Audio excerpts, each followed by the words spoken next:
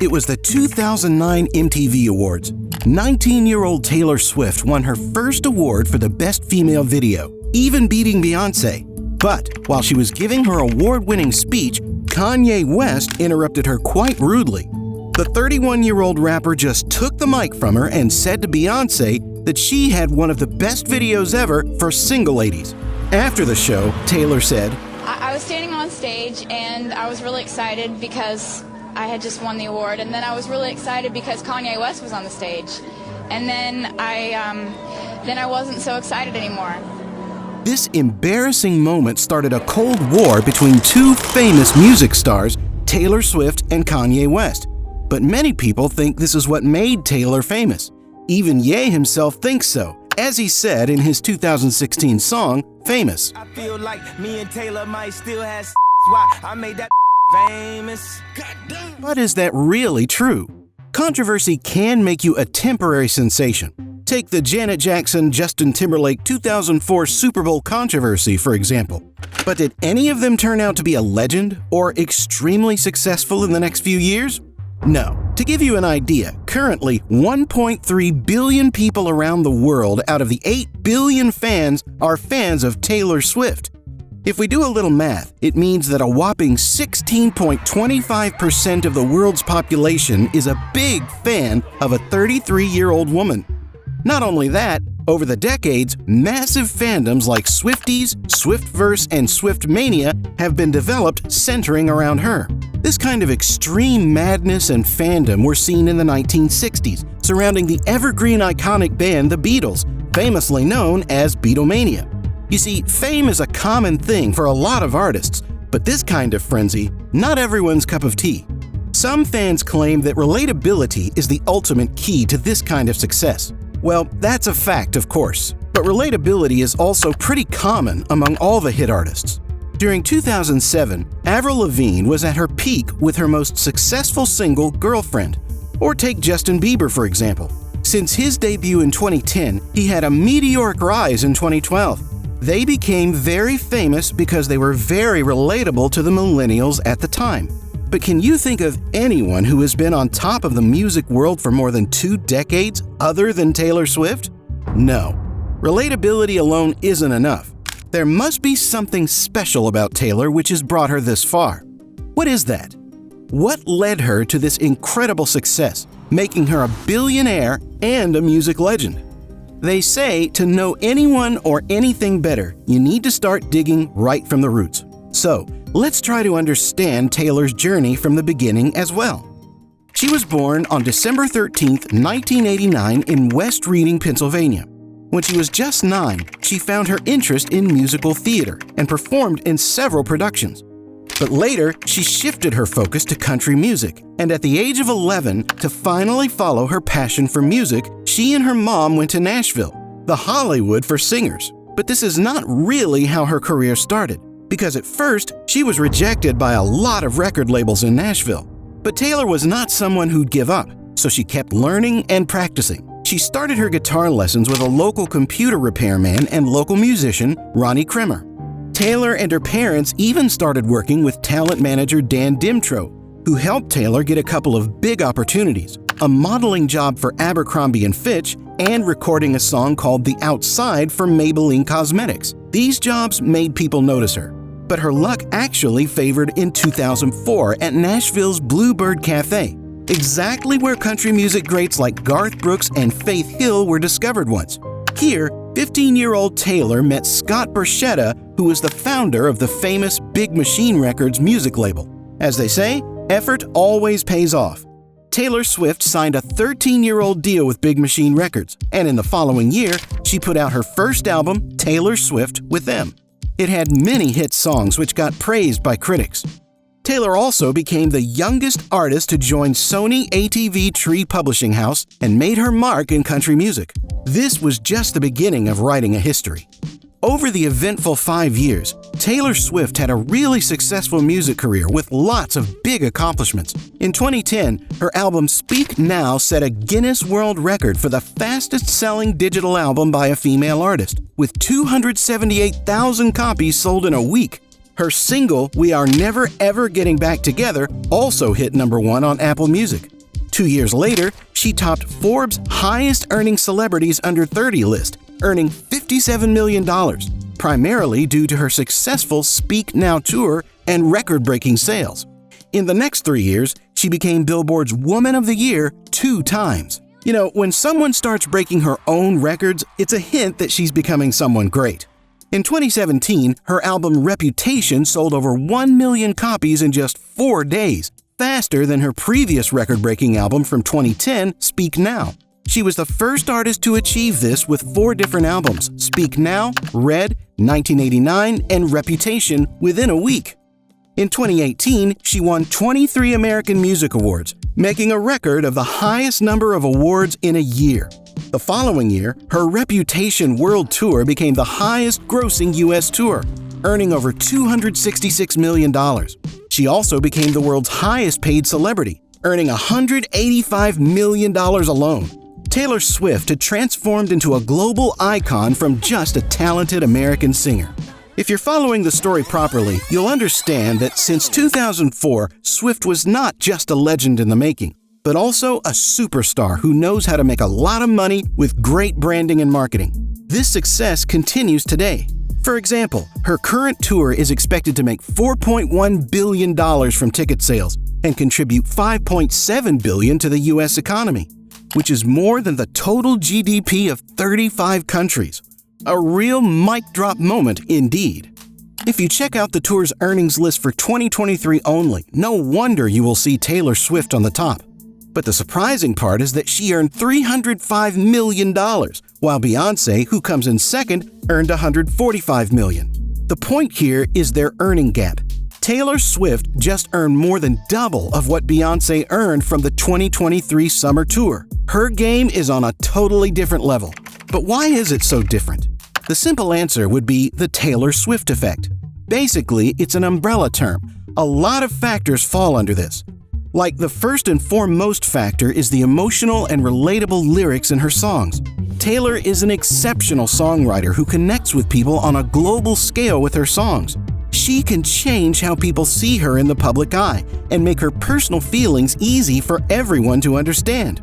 2 of her albums, Folklore and Evermore, were a big turning point in her career because she added poetry to her music. You won't even believe that scholars like Jonathan Bate and Stephanie Burt have compared her to famous writers like Hemingway, Dickinson, and Shakespeare. Some music writers even made up a word, Swiftian, to describe her style. She has changed a lot as an artist. She used to sing about being a teenager, but now she makes more grown-up songs with stories that people of all ages can relate to. She has a lot of loyal fans and has even inspired other musicians like Ariana Grande or Billie Eilish. But Swift's influence goes beyond music. Besides being an amazing singer and a great lyricist, she's a trending style icon too. I'm not saying this, but Tommy Hilfiger did.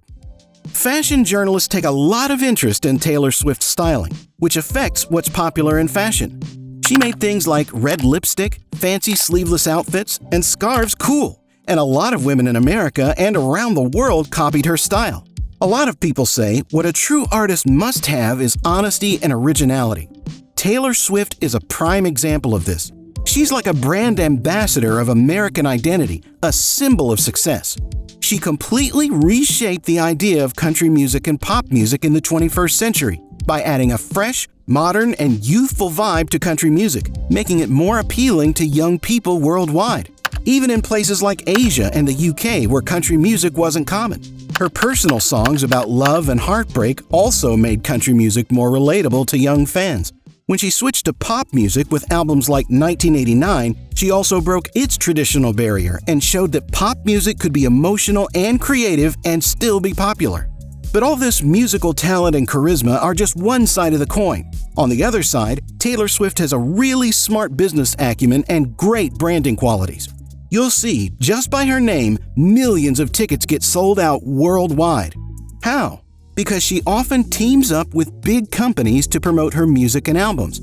When she releases an album, it gets a lot of attention on social media, and brands and companies want to be a part of it to take advantage of her cultural influence. If you follow her works closely, you'll see how she releases her albums. She calls them eras and does a lot of different things to promote them. She made it popular to release an album every 2 years, and she's known for adding secret hints and clues in her music. Each era has a different look and feel, which helps her change her image while staying true to herself. Like, critics have noticed a feminist undertone in her music. Taylor is very much vocal on topics like feminism, women's rights, and equality. She's a pro-choice feminist who criticizes the media for pitting women against each other. According to a survey this year, probably that's why her fans are almost equally split, with 52% being women and 48% men. Swift also faced misogyny, slut-shaming, and sexist comments in her career, even winning a court case against a DJ who inappropriately touched her in 2017. Her victory inspired a lot of women worldwide, particularly her fans, to stand up against such issues.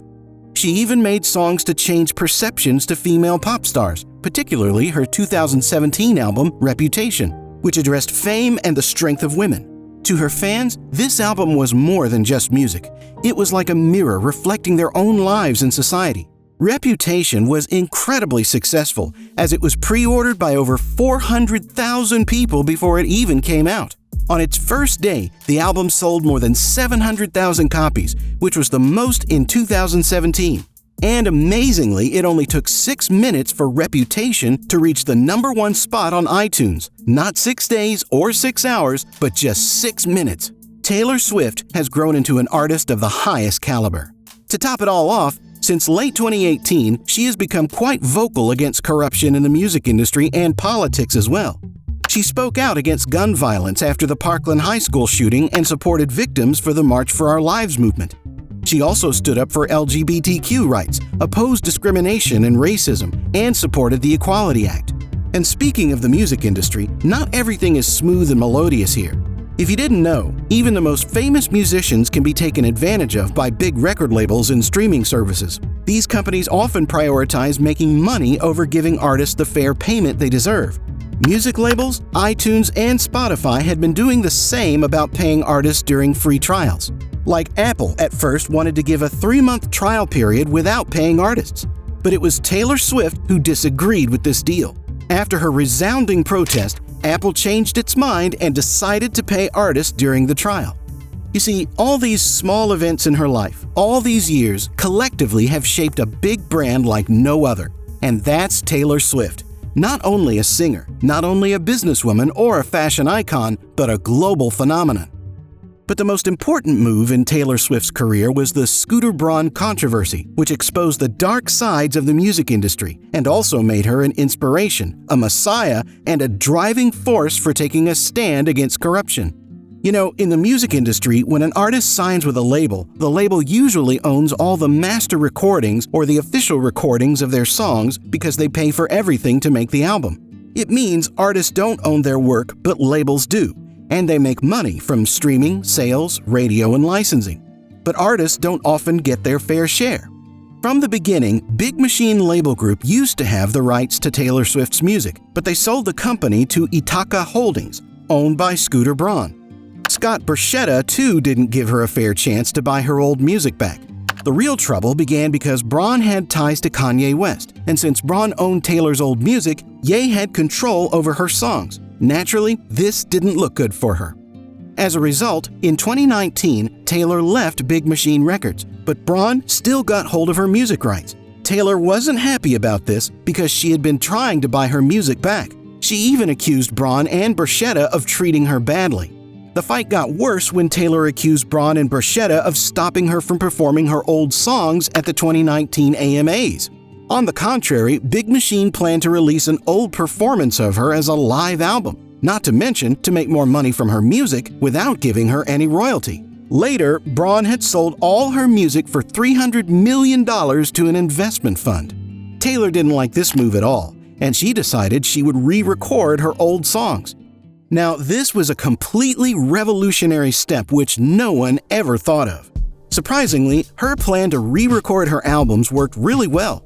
Her album Fearless made 3 times more money than the original, and Red sold 3.32 million copies, while the original only sold 390,000.